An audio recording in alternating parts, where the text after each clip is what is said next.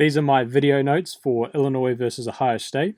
Now, Illinois won this game primarily through pick and roll. Ohio State tried to defend them multiple different ways, by going over, by going under, by hard hedging. However, Illinois, mainly with Iodosumu and Cockburn, they basically just had a whole bunch of different ways of scoring, from the mid-range, at the rim, passing out to three, and they kind of just won through a very much big variety of pick and roll options, and Ohio State weren't able to defend it.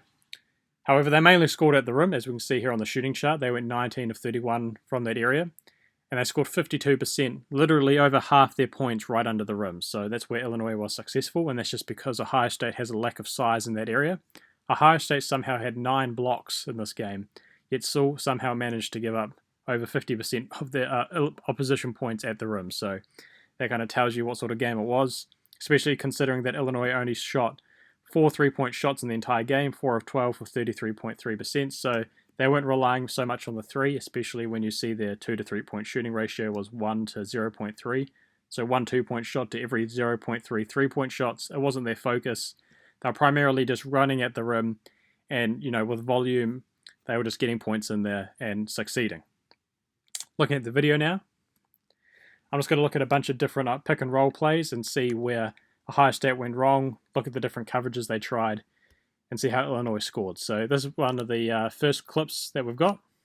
They don't have Iodosumu or Cockburn on the floor. This is with their second rotation. This time we're going over the pick and roll. There's been some miscommunication in the paint, and he's just able to lay it in. I'm not sure who to blame here. Again, it's kind of hard to understand or put blame on pick and roll coverages when you don't know what the coverage is supposed to be. However, you can see there's some miscommunication between Sewing and Washington on who's supposed to get this man, whether Liddell's been blocked out too much and things like that. He hasn't been able to fight over that screen, so it's an easy layup with no one defending. 3 minutes later, now we do have Iodosumu and we do have Cockburn on the floor. Cockburn sets the screen. This time we're going to do the hard hedge with Key. However, again, there's some miscommunication on the weak side of the defense with Washington and Young. We're not sure who's supposed to be covering Cockburn, whether he's just supposed to be staying there. You'd think it's Washington because number 5 here for Illinois doesn't even pump fake to the corner. He doesn't even look that way, so you suspect that Kyle Young should read that and just stay on Cockburn, but you can understand how he wants to go to the open 3-point shooter just in case. However, and timely in this graphic here, you can see that Illinois is scoring all their points in the paint at this point. They're not a 3-point shooting team, so whether Kyle should know that instantly in the moment, it's probably a little bit unfair, but he goes over to the wing, leaving someone completely open in the middle, and Cockburn gets the and one. Another clip against this is basically the next offensive possession for Illinois.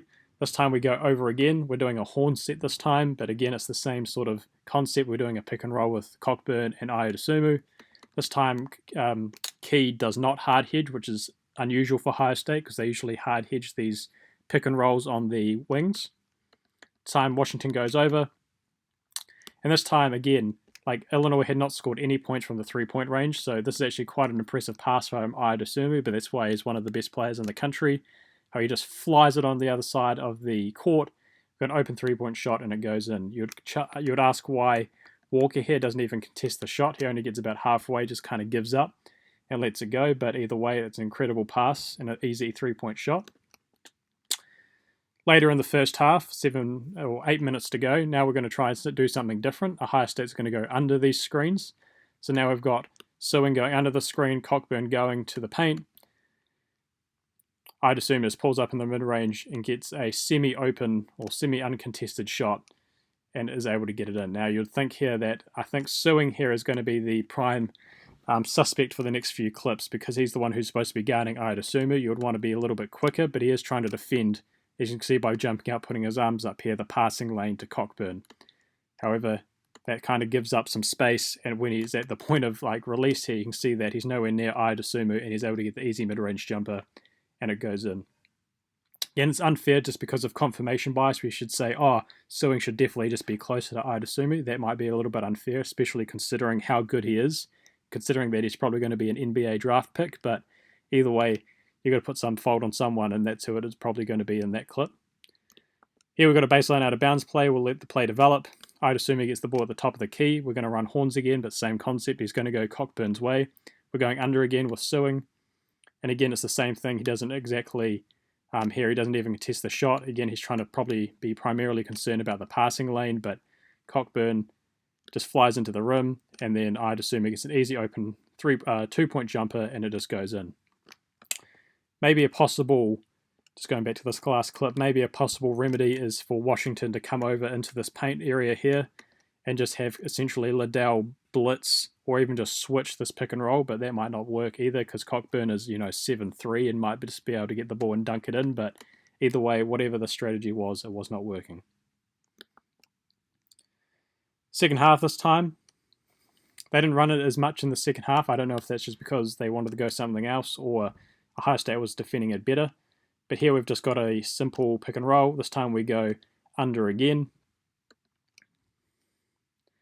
And this time it's just an easy, basically, alley-oop to Cockburn.